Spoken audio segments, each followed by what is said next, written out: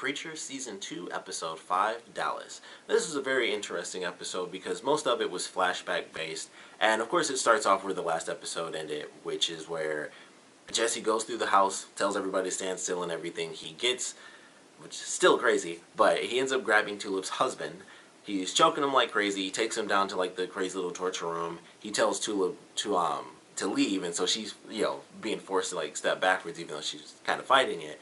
And the whole episode is him kind of reflecting the last time when they were together. And it was interesting how it played out. It was one of those things where you get one perspective in the first part, and then it changes by the time you get to the end. Because in the very beginning, you have Tulip like super pissed off that he's like choking this dude and stuff. And it's like, the only reason I'm here is because like, you left me when we were in Dallas and stuff like that. And I was like, okay, that's interesting. Like, he took off and left her behind.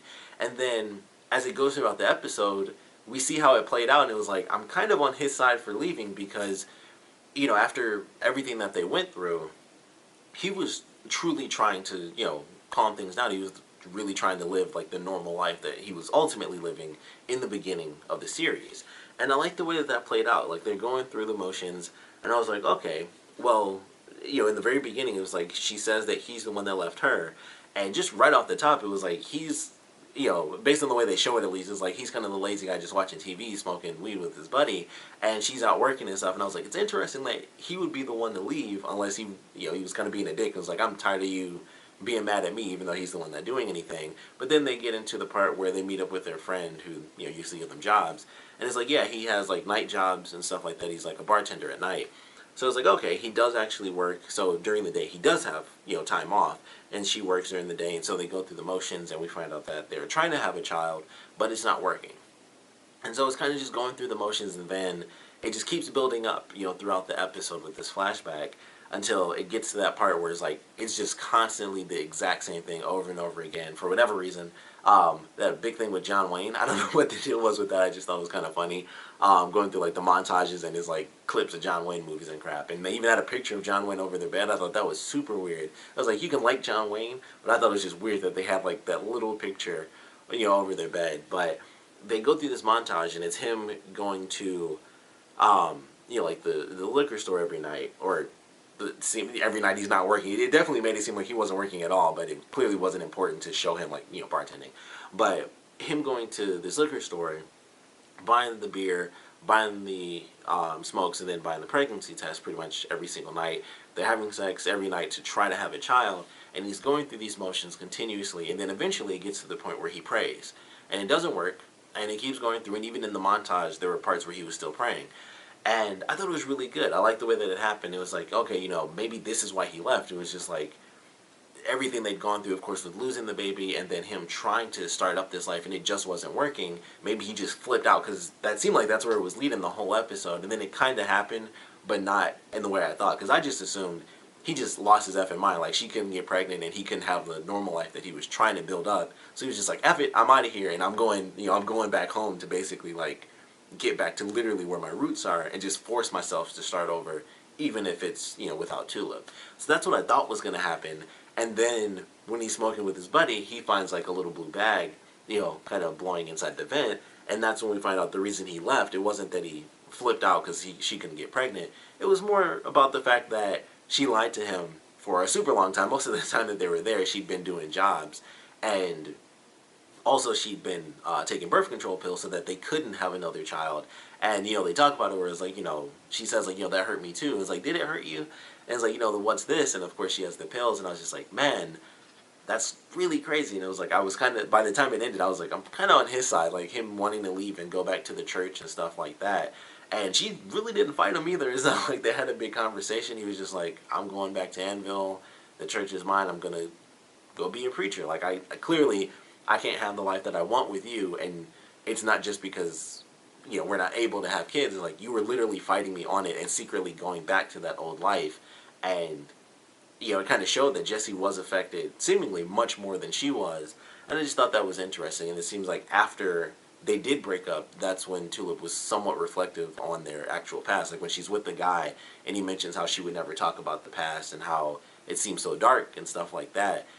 It seemed like she was kind of avoiding it when she was with Jesse, but when she actually got with the guy, it was like, it was kind of okay because he was cool with that lifestyle, and she was able to kind of the balance was a little bit different. She wasn't lying about it. So it was just very interesting the way that the flashbacks ultimately played out. And then, of course, throughout, the natural course of the episode in the present day, Jesse's kind of deciding what he is or is not going to do with this guy, if he's going to kill him just because he's pissed off, or how that's going to work. And Tulip is pissed off with Cassidy, like when she goes back to the house with her stepdaughter, punches him straight in the face, and it's like, well, I thought you were in trouble. I didn't know how this was going to play out. And I ultimately like the way everything really worked, by the time we got to the end of the episode, and he goes and talks with Jesse, and it's like, hey, I know it's hard to trust me after what happened, but no matter what you do, I'm going to stick with you.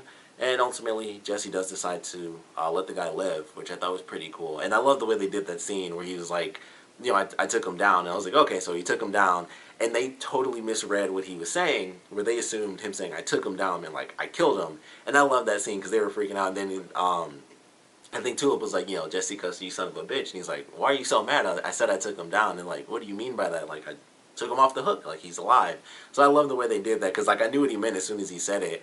And they were still, like, super freaked out because they didn't understand it. So I love the way that scene played out. And then, ultimately, everything works out fine. Seemingly, at least. And it's just like, all right, well, I wanted to kill him, but I settled for divorce papers. So, boom, there you go. We're good to go. You don't have to hate me. We can actually be together. Our little trio is back together and everything's good. Send the girl home to her dad. And then, of course, the Saint of Killers comes along, and he's just blasting people left and right. He's blowing people away, and he gets to the room, and he's like, preacher. And of course the dude doesn't know. He's like, and he just blows him away. And then it gets to the daughter, and she's like, I know where he is. So, crazy way to end the episode where all that craziness goes down, and then the Saint of Killers comes in because the house is the last place Jesse used used Genesis. And so it's like, that sucks for them. Like, that's the last place it was, and he just went in guns blazing, just knocking people out left and right. So, excited for the next episode. I had to watch this online, which is why this review is actually late. So, I didn't get to see the promo, so I don't know where we're headed for the next episode, but I can imagine that the girl is taking the Saint of Killers to Jesse. So, looking forward to that. I just really enjoyed this episode. It was definitely a calmer episode, and I heard that this episode actually deviated a bit from the comics. I don't know how because I hadn't seen the episode, so I didn't want to look it up. But for anyone who doesn't read the comics, you can kind of read a couple articles on that about how it actually changes a little bit. I don't know if it's the flashback itself or maybe why they split up or, the whole thing in general, who knows. But, just thought that would be a random little fact for anyone who really likes the show and hasn't gotten into the comics yet. Something worth checking out. Another super, super random thing. I found this out yesterday. But the guy who plays the Saint of Killers is actually, and this is super nerdy, but it probably works for this show. But the guy who plays the Saint of Killers currently is the guy who does the voice for Dracula in the Castlevania Netflix series, which if you like Preacher, I think you'll like the Castlevania Netflix series. It's even bloodier and about as much swearing. More swearing, actually. More swearing, more blood, more demon stuff. There's not too many specific demons just yet in the show. I assume that we got vampires, we got a dude who can, control people with his voice, a guy who came back from hell, and he's invincible and just blows people away, angels who can die, this and that. So I assume at some point we're just going to get flat-out demons. But for now, if you want to hear the Saint of Killers actually speak and be another character that kills everyone, he plays Dracula in the Castlevania Netflix show. So I just thought that was interesting. I was like, man, he plays two really awesome characters because he's great as Dracula. And I love the Saint of Killers, even though he basically has one scene every time he's in an episode outside of the premiere and stuff. So, I just thought that was cool. I was like, I like him in Preacher and I like him as Dracula in Castlevania. So, just thought I'd randomly mention that as well. But, naturally, I want to know what you guys thought about this episode. So, please comment below. Let me know your favorite parts about it, your least favorite parts about it. And I definitely want to know where you guys think things are headed for the next episode, with the Saint of Killers actually being in town officially and this girl leading him to Jesse and Tulip and Cassidy. I would love to know how you guys think this is going to play out. Like I said, I didn't see the promo, so there were probably some obvious hints in there. But I would still love to know where you guys think things are headed and what dangers may or may not occur. Because I would imagine, this is just my guess of course, but with the Saints of Killers officially being in town, we didn't get to see, the people in the white outfits in this episode at all. The last time we saw them was the guy, spinning the arrow and stuff in front of the house. So I assume that they'll show up in the next episode as well, and we'll get to see them maybe even team up with the Saint of Killers if they get to explain, hey, this is who we are, and this is what we're trying to do, because they know about Genesis, and, we still don't know exactly what they want, but I would assume that they're trying to get it out of Jesse as well, because it's so dangerous, and, this and that. So I feel like that might be where it could potentially head. And even if they're trying to trick the Santa Killers, he's invincible. So if he realizes they're trying to trick him, he'll probably just start blowing them away. But I don't think that'll happen. I think they might actually end up teaming up in the next episode, or at least getting to know each other, or something like that. That's my theory, of course, but I'd love to know yours, and I'd love to know just what you guys want to see from the Saints and Killers, encountering the trio again. And like I said, I want to know what you guys thought about this episode in general, so please comment below, let me know, and thanks for watching.